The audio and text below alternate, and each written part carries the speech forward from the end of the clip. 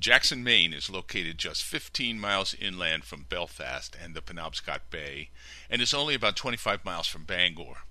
It is bordered on the south by Brooks, where I'm standing, and starts at the first ridge up ahead and ends at that far ridge line, the Mount Harris Ridge you can see off in the distance.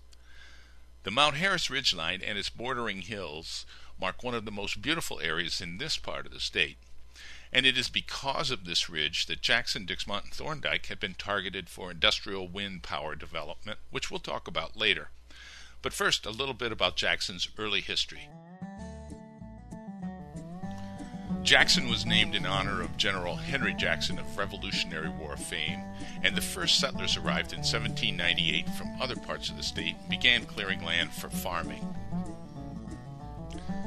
Those early families in Jackson had their ups and downs, like all early settlers, but continued to prosper, and by 1850 Jackson had a population of 833.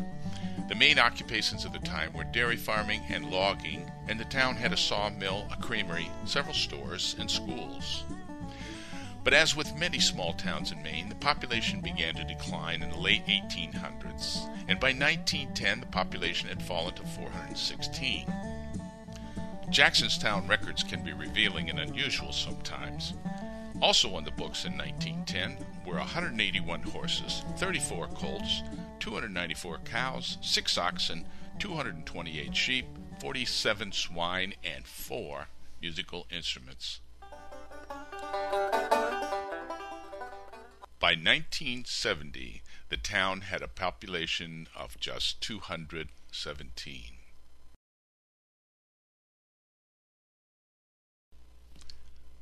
But the population has more than doubled since 1970 and is currently around 520.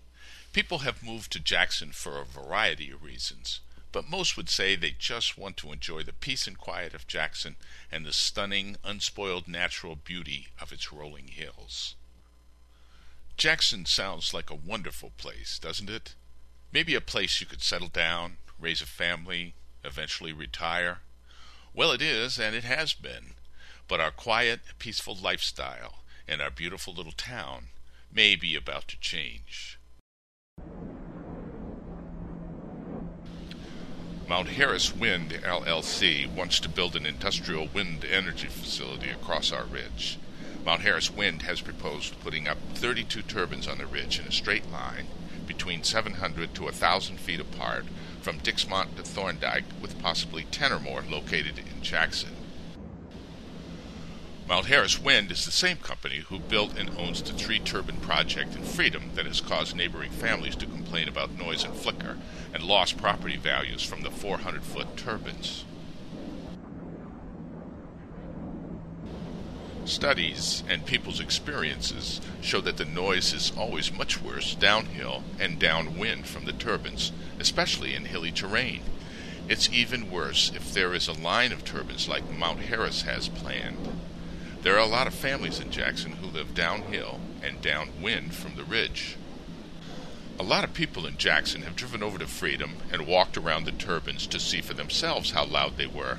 Many have come back and said, "They're not too bad. I think maybe they'd be okay." But walking around the turbines is not the same as living around the turbines. If you want to know what that's like, just read some of the letters from people in Freedom and Mars Hill, and now Vinyl Haven. Wendy Todd, who lives 2,600 feet from a line of turbines on Mars Hill, said, "Visiting a wind facility or sitting at the end of someone's driveway once or twice for 2, 3, or even 10 minutes to listen does not make that person an expert on turbine noise. Not until an individual has been in a home and has heard turbine noise emissions of 45 decibels or higher does that individual have any right to judge how turbine noise truly affects the lives of people." She continued, "Nick Archer, our regional director with the DEP, thought we were all crazy too, but he finally made it to our homes and heard what we were talking about. I don't believe he's ever heard a 50-plus decibel day, but he has heard close to that on more than one occasion and has made statements like these. This is a problem. We need to figure out what is going on with these things before we go putting any more of them up. I thought you were crazy at first, but you're not crazy. And yet, When the DEP found the turbines were too loud and out of compliance, what did the DEP do? They gave them a 5 decibel variance so they could continue to operate. No wonder 18 families on the downwind side of Mars Hill are suing the wind company and the town of Mars Hill in 4 separate lawsuits. Robert Rand, one of only 2 noise experts in Maine, said that the GE computer programs used to predict turbine noise and site the turbines were designed for siting turbines in the desert and are not nearly accurate enough to predict noise levels here in Maine, where the terrain is hilly and the wind is more stratified. Mr. Rand said, "You're going to need at least a 1-mile setback because once they turn them on, they'll never turn them off." When dealing with wind turbines, there are 2 ways to look at the issue of property rights. Many of the landowners on top of the ridge have already signed leases with the wind company and are eager to start collecting their money. They and their friends say, "It's my property, and a man should be able to do anything he wants on his own land."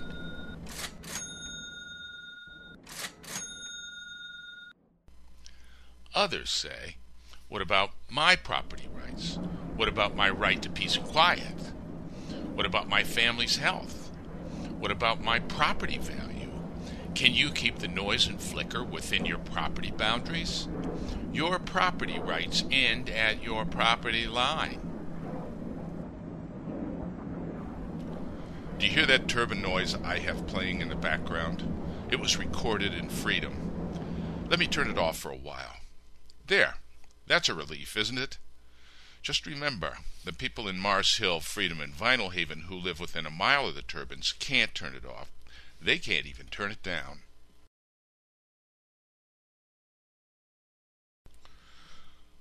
So what are the economic benefits, and who's going to get them?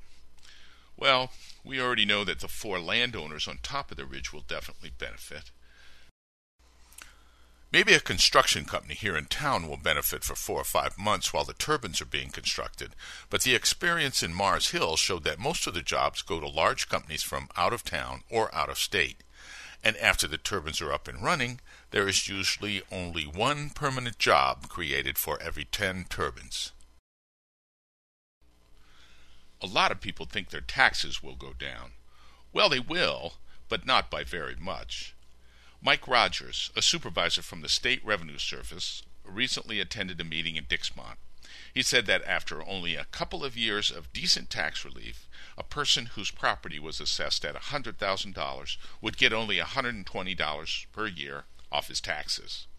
And on the 21st of December, Mike informed me that 6 turbines in Jackson would save that same $100,000 property owner only $104 per year. And 8 turbines would save just $141 per year.